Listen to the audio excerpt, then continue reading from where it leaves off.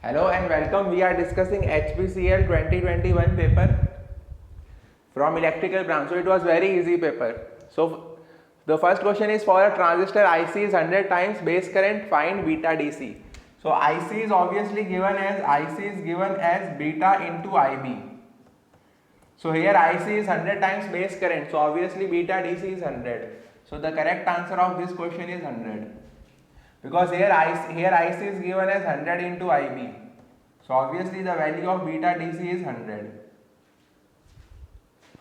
Now in the second question, it is given that for a transistor beta DC is 49, so we have to find alpha. So alpha is given as beta upon 1 plus beta. So it will be equal to 49 upon 50. So it will be equal to 0.98. So this is the formula, alpha equal to beta upon 1 plus beta, and beta is given as alpha upon 1 minus alpha. So if you want to find alpha from beta from alpha, then alpha is 0.98 and 1 minus alpha will be 0.02. So beta will be 49. So here alpha was asked, so a value of alpha is 0.98. Now in the next question, we have to find the coefficient of coupling. So coefficient of coupling is given by M is equal to K L1 L2, K under root of L1 and L2. Here M is given as 4. So 4 is equal to K into under root of L1 and L2. So 2 into 8. So the value of K will be 1. So coefficient of coupling K is equal to 1. Now in this question, a Thevenin circuit has VTH is equal to 20 volt and RTH equal to 20 ohm. So we have to find the maximum transfer to RL equal to 20 ohm. So maximum power transferred is given by power maximum is equal to VTH square upon 4 RL. Because RL is equal to RTH. So this will be equal to 400 upon 4 into 20. So 80. So maximum power will be 5 watt. So the maximum power transferred is 5 watt. In the fifth question, dual of Norton's theorem is obviously Thevenin theorem. Dual of Norton's theorem is Thevenin theorem. Thevenin theorem and Norton's theorem are dual of each other. Now in the next question, we have to find Z11. So obviously the Z matrix is given by, this is resistance 16, this is 12. So Z11 is equal to this plus this. Suppose if a circuit is given like this, R1, R2 and R3,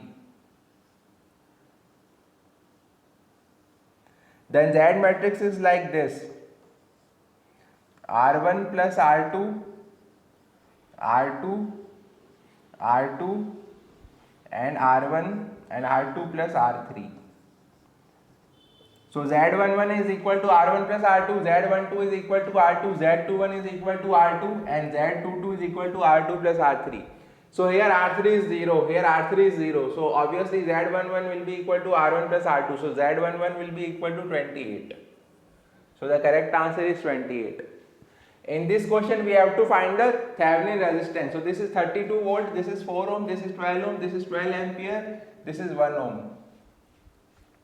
So for finding the Thevenin resistance, we have to short the voltage source. So if we short the voltage source and we have to open the current source. So this is the current source, so we open it. And now we have to find RTH from point A and B, from terminals A and B. So 4 and 12 are in parallel. So their equivalent will be 4 upon 12 upon 4 plus 12. So it will be equal to 48 upon 16, so 3. So 3 and 1 is in series. So obviously the value of RTH will be 4 ohm. Because this will be equal to 3 ohm and 1 ohm is in series with this 3 ohm.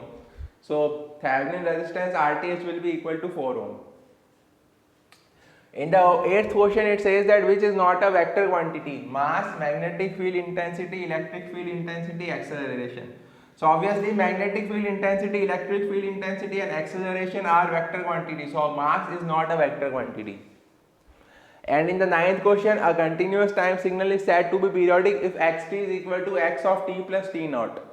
So T naught is obviously fundamental period, because because the signal repeats after the time duration t naught, so it is called as fundamental time period.